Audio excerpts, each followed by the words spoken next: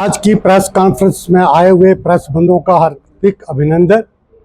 आज का press conference का विषय है जो पिछले कई दिनों से जहां एंटी इंक्रोचमेंट ड्राइव जो चल रही है उसी को लेकर, क्योंकि मूवमेंट कल की भी एक सामाजिक संगठन है और हम भी चुप नहीं रह सकते, क्योंकि ये देवबंद से हम इसके खिलाफ थे कि गौ तस्करी, लैंड ग्रैबिंग, नशा तस्करी ये भिन्न भिन्न क्षेत्रों में हो रही है। और मैं एक विनती करना चाहता हूं आपके मीडिया से माध्यम के कि जो लोग इस पर सियासत कर रहे हैं वो मेहरबानी करके इसमें धर्म पर काम ना करें। Land grabber is land grabber, वो चाहे हिंदू है, मुस्लिम है, सिख है, ईसाई है, कोई भी हो। लैंड ग्रैबिंग जो करता है, सरकारी संपत्ति पर कब्जा करने का प्रयास करता, उस पर सख्त कार्रवाई होनी चाहिए।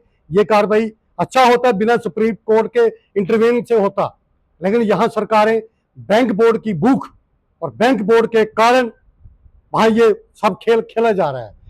जल, जमीन और जंगल ये साझी विरासत होती है, किसी विशेष कमेटी या विशेष व्यक्ति का कोई इस पर अधिकार नहीं रहता।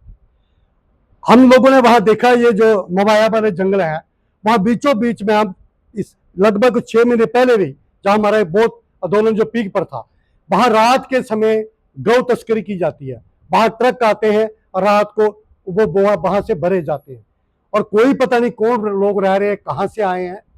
मैं कहता हूं वो किसी भी धर्म के हों, चाहे हिंदू है तो हिंदू के खिलाफ कार्रवाई होनी चाहिए, मुस्लिम है तो मुस्लिम के खिलाफ, लेकिन बीच में इंटरवेन करते हैं वो गलत बात है। उस पर जो नेतागण है, वोट बैंक की राजनीति वहां चले जाते हैं।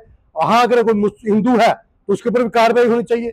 जहां तक विधायक विक्रम रंधावा जी ने जो इशू को बाद में पकड़ा, उससे पहले हमने उठाया था, लेकिन जब उनके ऊपर भी टिप्पणी की जा रही है, उन्होंने भी लैंड ग्रैबिंग की है।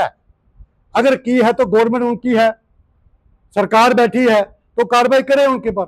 हम किसी का पक्ष या विरोध नहीं करते, जो गलत है गलत है।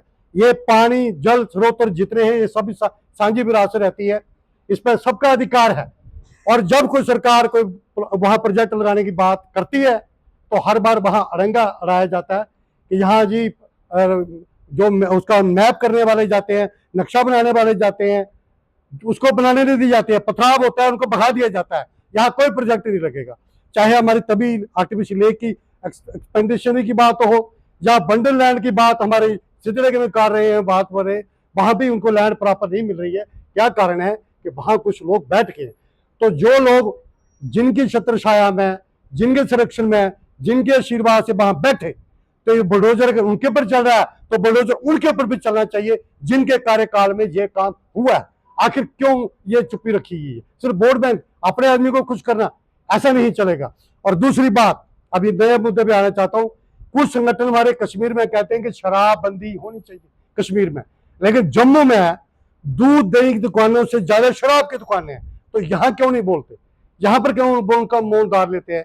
तो ये प्रश्न है उन लोगों से जो वहां बोल अलग चेहरा है और जम्मू में अलग चेहरा है।